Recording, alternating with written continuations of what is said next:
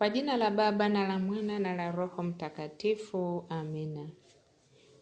Karibuni ndugu zangu katika kipindi chetu cha katekesi na sala, mafundisho ya imani, na kauli mbiu tuwashe moto wa mapendo ya Mtakatifu Magdalena wa Kanosa. Ijumaa Kuu ni siku ambayo tunakumbuka mateso na kifo cha Yesu, sadaka ya mwili na damu yake ya kutuokoa. Tunapoangalia tutaona ya kwamba siku hii padre au kuhani huvaa mavazi mekundu ambayo lengo lake ni kutukumbusha damu ya Yesu iliyomwagika kwa ajili yake na sadaka aliyoitoa.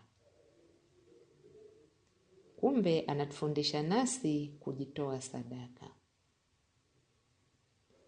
Anapofika mbele ya altare, hujilaza kifudifudi, ambayo ni ishara ya kuheshimu altare iliyo ishara ya Kristo. Lakini pia kujilaza chini ni ishara ya udhaifu wetu, uharibifu kutokana na dhambi, na ishara ya uovu wetu tunapokuwa mbele za Mungu, kutokana na athari na matokeo ya kosa la Adamu na Eva. Kumbe tunaitwa kutubu dhambi zetu hizi. Anapojilaza pia huonyesha kwamba tuna huzuni, tunalia kwa sababu ya dhambi zetu ambazo zimemtesa Bwana na kusababisha kifo chake. Kwa yote haya, siku hii tunaalikwa kuacha dhambi kabisa, uovu na ubaya wetu. Kumbe uchungu na huzuni yetu itusaidie kuchukia dhambi hizi na kufanya toba.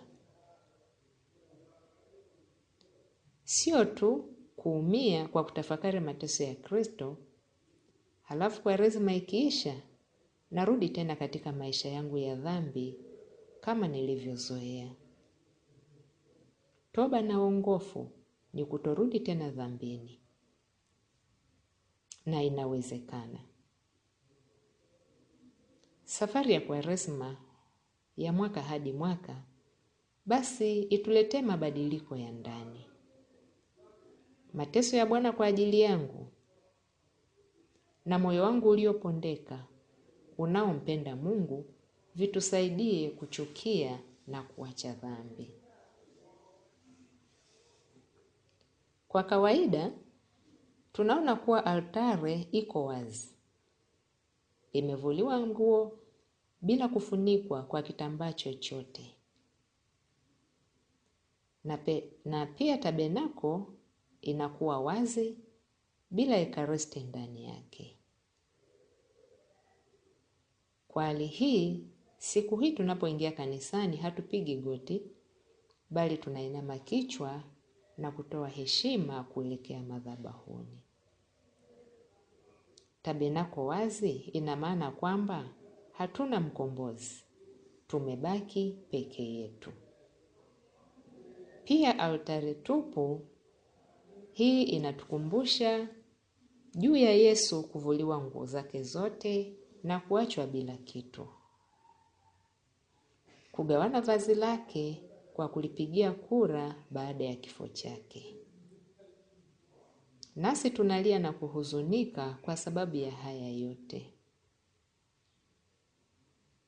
Siku hii inaitwa Ijumaa Kuu kwa sababu ya uzuri wake ambao kwao unatupatia faraja na sio maombolezo tu.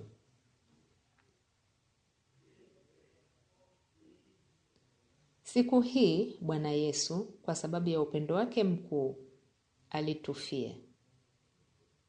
Kwa kifo chake msalabani alilipia dhambi zetu. La sivyo tusingeokolewa kutoka dhambini, kutoka katika mauti na uharibifu wetu.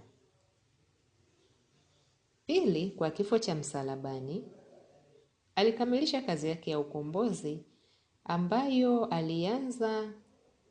ilianza tangu kupashwa habari kwa Bikira Maria. Naye akaikamilisha kwa kifo na ufufuko wake. Tunasema pia kwamba ni Ijumaa Kuu kwa sababu siku hii alimshinda Shetani na lengo lake la kutaka sote tuangamie. Kristo alituletea uzima mpya kwa ufufuko wake siku ya Pasaka.